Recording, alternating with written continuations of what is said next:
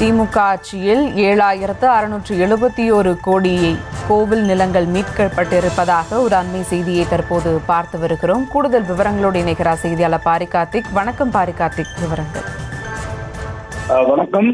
திமுக ஆட்சியில் இதுவரை இந்து சமய அறநிலையத்துறை பணிகள் சார்பில் 1,779 கோடி மதிப்பீட்டில் 19 திருக்கோயில்களுக்கு பொருத்தப்பட்ட வரைவு திருப்பணிகள் அடிப்படையில் 2,967 திருக்கோயில்கள் குடமுழுக்கு விழாக்கள், அதே போல திருக்கோயில்கள் சார்பில் 1,600 திருமணங்கள், 7,671 கோடி மதிப்பீட்டில் திருக்கோவில் நிலங்கள் மீட்கப்பட்டிருப்பதையும் தற்போது இந்து சமய அறநிலையத்தின் சார்பில் வெளியிடப்பட்டிருக்கும் செய்திக்குறிப்பில் வெளியிடப்பட்டிருக்கிறது.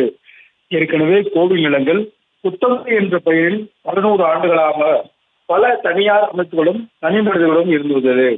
அதனை மீட்கும் வகையில் இந்து சமய அறநிலையத்தின் சார்பில் நேரடியாகவோ நீதிமன்ற வாயிலாகவோ தொடர்ச்சியாக பல்வேறு நடவடிக்கைகள் எடுத்து அந்த நிலங்களை மீட்கும் முறையில் ஈடுபட்டு வருகிறது. அதன் அடிப்படையில் தான் தமிழகம் முழுக்க கோவிலுக்கு சொந்தமான நிலங்கள் தனியாரிடமிருந்து கிட்டத்தட்ட இதுவரை ஆயிரக்கணக்கான கோடி ரூபாய் நிலங்கள் மீட்கப்பட்டிருக்கின்றன. அது மட்டுமல்ல, சில தனியார் நிறுவனங்கள் மூலமாகவும் அந்த நிலங்கள் வைக்கப்பட்டிருந்ததையும் சட்டம் மூலமாக அந்த இடங்கள் தற்போது மீட்கப்பட்டிருக்கின்றன. அதை சுட்டிக்காட்டிதான் தற்போது இந்து சமய அறநிலையத்தின் சார்பில் அறிக்கை வெளியிடப்பட்டிருக்கிறது.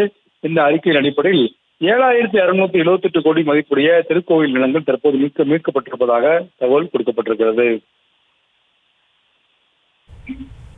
கூடுதல் விவரங்களுக்கு நன்றி பாரிகார்த்திக்.